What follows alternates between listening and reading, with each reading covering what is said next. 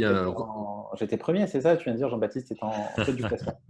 Alors, sans être premier, mon cher Jean-Baptiste P, je te devais quand même un point que je t'avais indûment, disons, retiré, plutôt que j'avais oublié de te donner à l'occasion de l'avant-dernière émission, puisque tu étais bien arrêté sur le podium, ce que je n'avais pas précisé aussi nettement. Il y en a marre, là, Marc, de l'arbitraire. À chaque émission, surtout quand il y a des Jean-Baptiste, il y a un arbitraire Je de… me souviens parfaitement de ce point. C'est le quiz sur l'état d'urgence et c'est la question de la codification. Voilà. Mais oui, tout à fait. J'avais noté de ne pas avoir lu, je n'ai pas voulu passer pour un mauvais perdant. Code de la sécurité intérieure, j'étais sûr que c'était la bonne réponse. La victoire de Serge faisant tellement peu débat que je ne sais pas avec mon pauvre point que ça change quelque chose. Non, mais Oui, on remarquera quand même que les deux Jean-Baptiste ont en commun de toujours resquiller des points. Oui, alors, j'ai perdu le compte du nombre de points que Marc m'a volé. je vois venir l'accusation de copinage pénaliste qui est fondée, mais qui néanmoins ne résistera pas à l'analyse, puisque le classement du quiz aboutit à ce stade à ce que, selon mes comptes, Jean-Baptiste T a gagné une fois le quiz, c'était lors de la 5e émission, a été 2e lors de la 4e émission, et a donc ces points-là qui lui permettent de devancer Serge, qui avait gagné très haut la main la 6e émission. Et puis, c'est ensuite donc Jean-Baptiste P qui vient aux côtés de Lola, qui avait remporté également une émission sur le quiz qui lui était associé. Donc évidemment, je ne fais pas le décompte de toutes celles et tous ceux qui ont grappillé des points, mais je prends soin de me défendre, puisque je sais que désormais les accusations pleuvent, alors même que nous ne sommes plus sous l'Ancien Régime.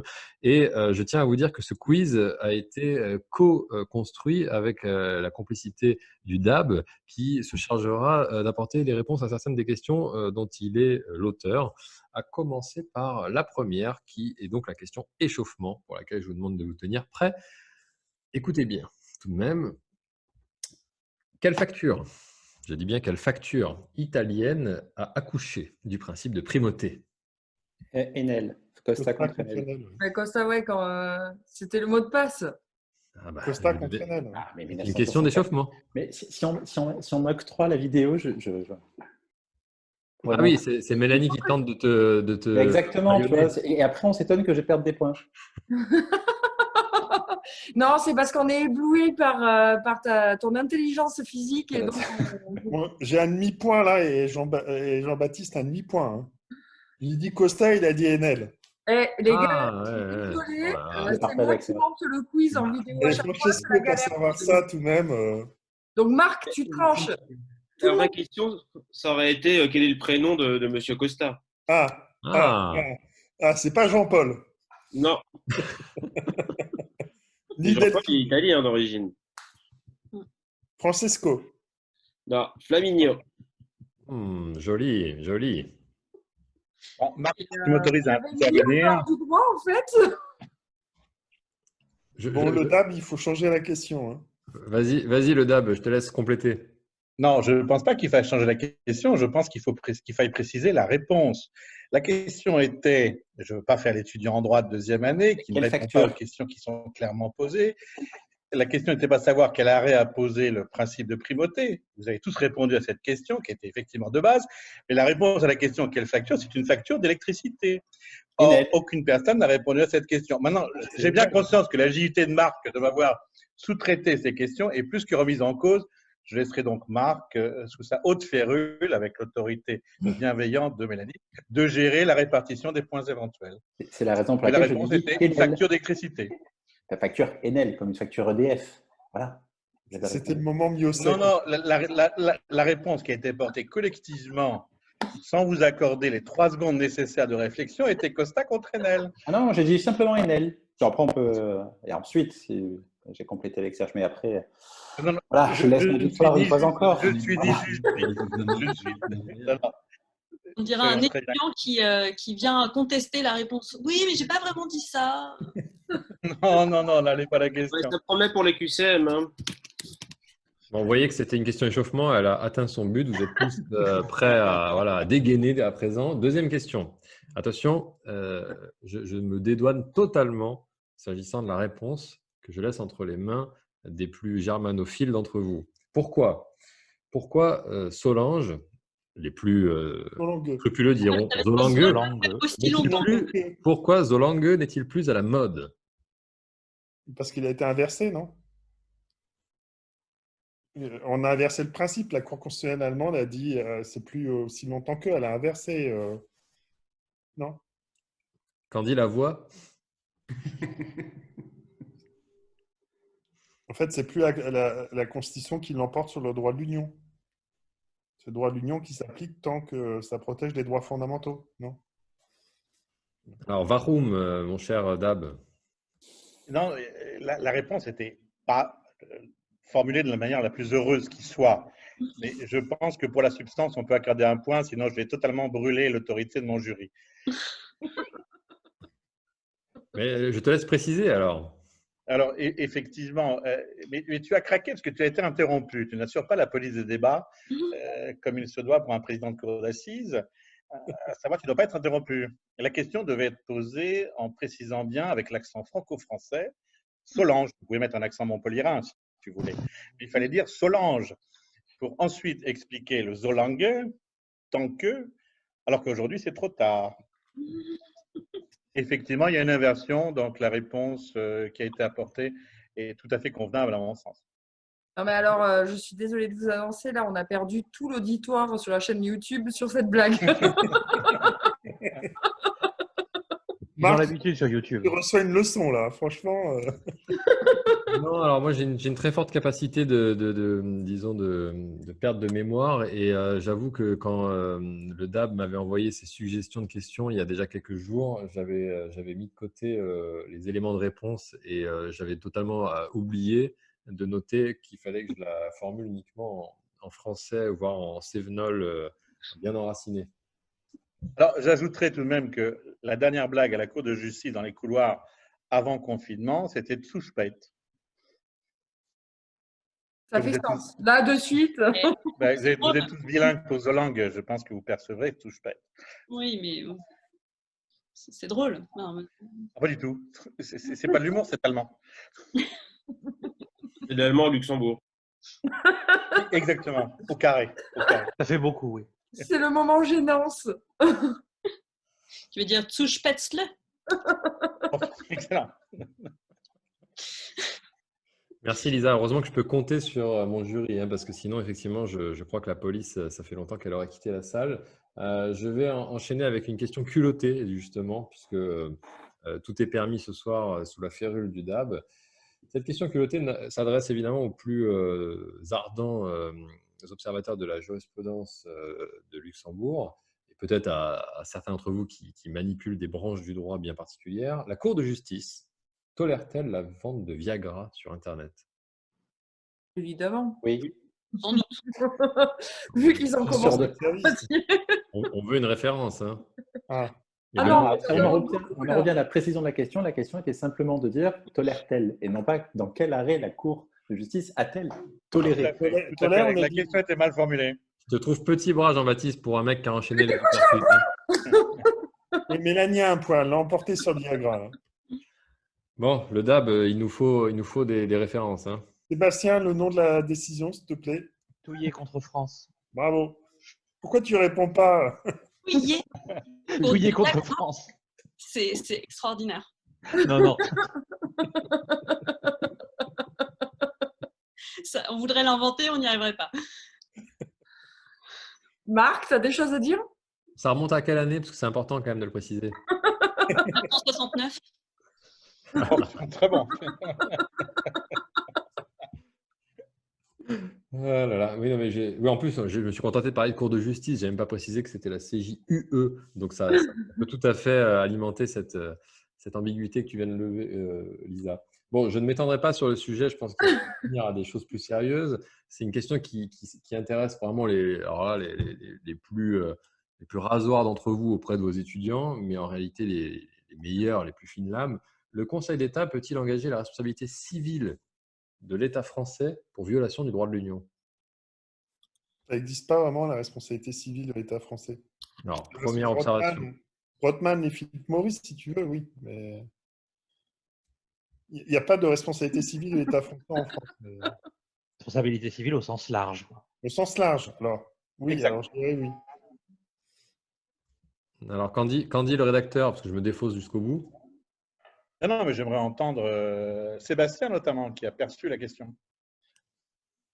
Et Serge aussi, mais vous hésitez. Pourquoi? Oui. Civil au sens strict ou au sens large? C'est vraiment le…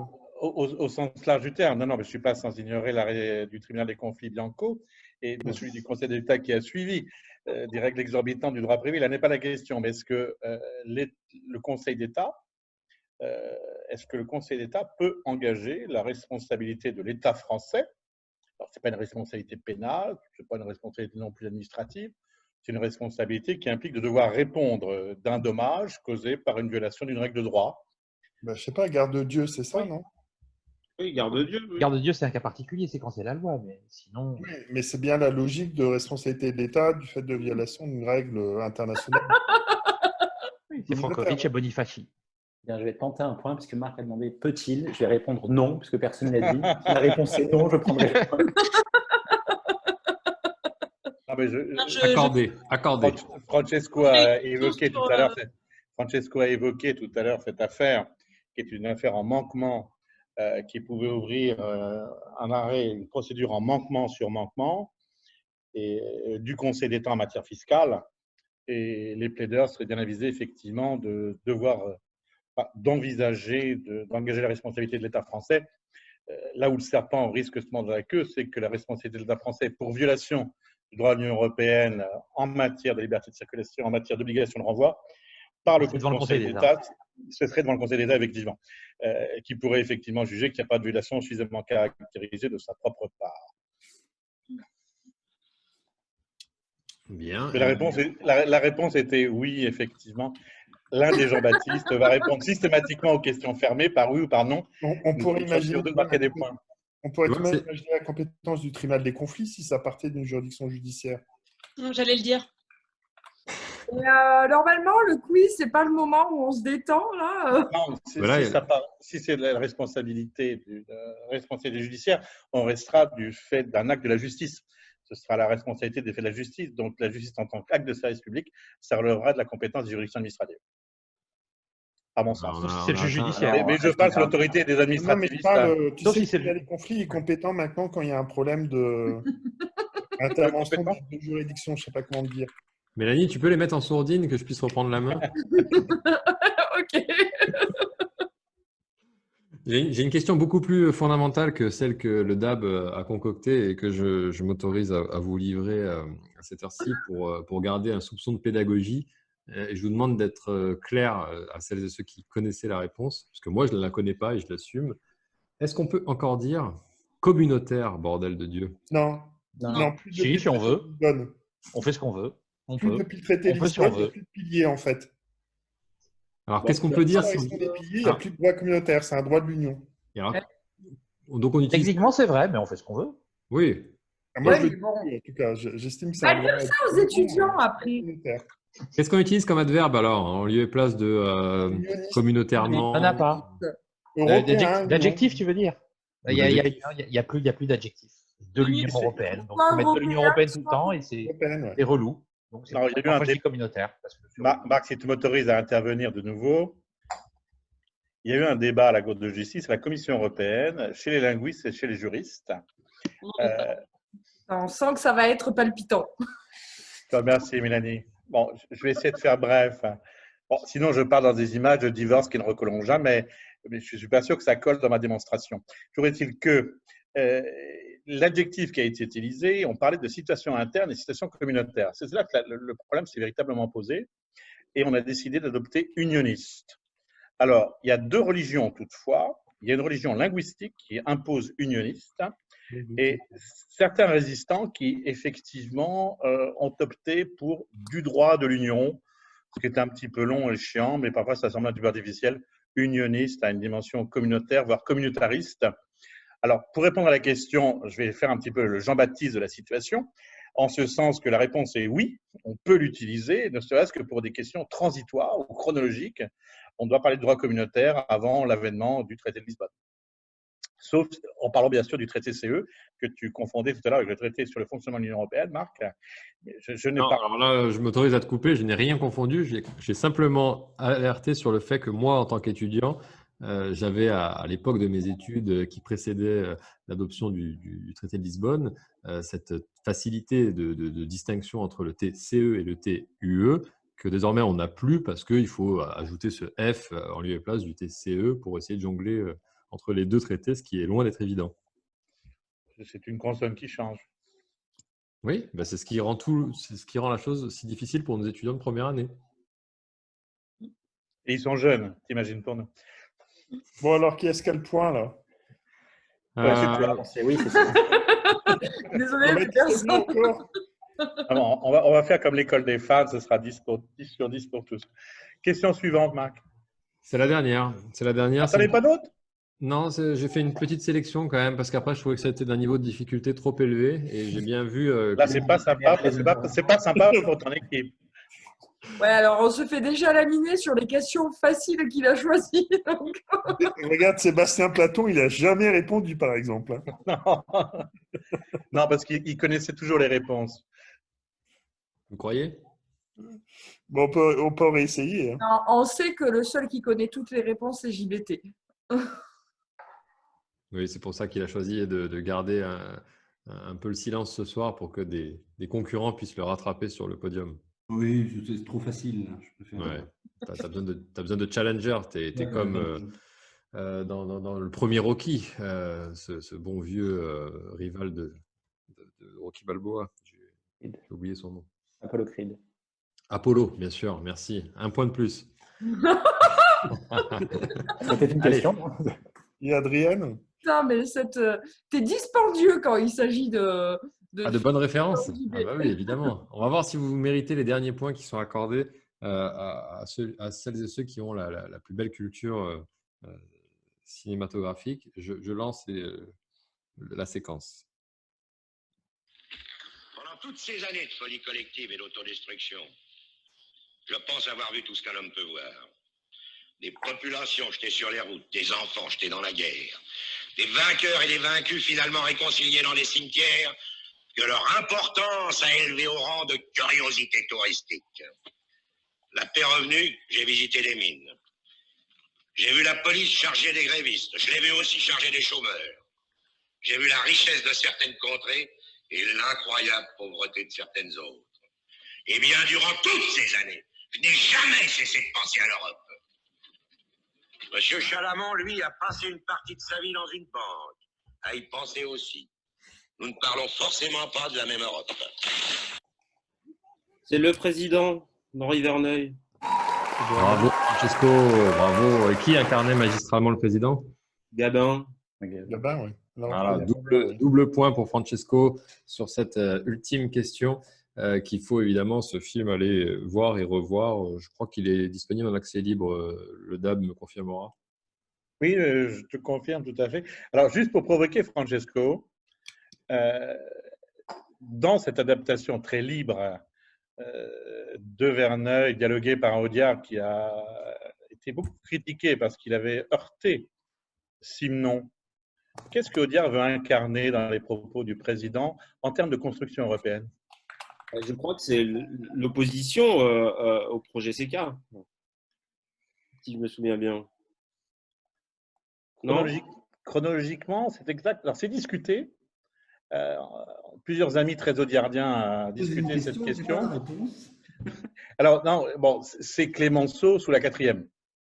C'est ça ce que veut incarner Audiard. Et il place le projet, le débat sur la communauté européenne de défense, planté sous la 4e en le rapportant au projet CK avec une dimension agricole. C'est un très bel exemple de la construction européenne qui va dans tous les sens. Mais bon, ça a avorté à l'époque. Voilà, et je tiens à dire que cette référence pour cette dernière question était également de ton cru, même si j'avais vu le film il y a quelque temps et que j'avais adoré évidemment ces séquences et celles sur les poissons volants. Bon, il faut aller voir le film pour se le rappeler. Ça nous donne quoi en termes de réponses et de classement? Je crois, pour le coup qu'on peut dire à nouveau bravo à Jean-Baptiste, mais pas à celui qu'on avait l'habitude d'encenser. D'accord, non. Laisse-moi finir. Bravo également à Serge et puis à Francesco pour les éléments de réponse que vous avez donnés. À vous trois, vous faites un beau podium pour ce soir. Mélanie, elle a une réponse. Hein. Oui, tout à fait. Mélanie a une réponse, mais une seule.